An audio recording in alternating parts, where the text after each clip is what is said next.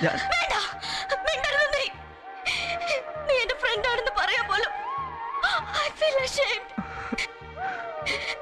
പരസ്പരം ഒന്നും മറച്ചു വെക്കാറില്ലെന്ന് നീ പഠിച്ചിട്ട് ഇത്രയും വലിയൊരു ചതി നിനക്ക് എങ്ങനെ അതിന് കഴിഞ്ഞു? എങ്ങനെ കഴിഞ്ഞൂടാ?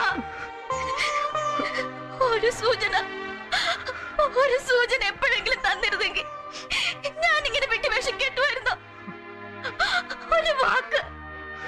ഒരു വാക്ക് എന്തെങ്കിലും പറഞ്ഞിരുന്നെങ്കിൽ ഇതൊക്കെ സംഭവിക്കുമായിരുന്നു. പ്രകാശിനോട് എന്താ മറുപടി പറയണ്ടെന്ന് 1000 വട്ടം ചോദിച്ചില്ല ഞാൻ. അപ്പൊ പറഞ്ഞിടായിരുന്നു നിനക്ക്. പക്ഷെ ഡാഡിയെ കാണാൻ പോകാഞ്ഞതിന് അന്ന് എന്ത് മാത്രം ഞാൻ നിന്നെ ശകാരിച്ചു. അപ്പോഴെങ്കിലും പറഞ്ഞുകൂടായിരുന്നോ നിനക്ക്?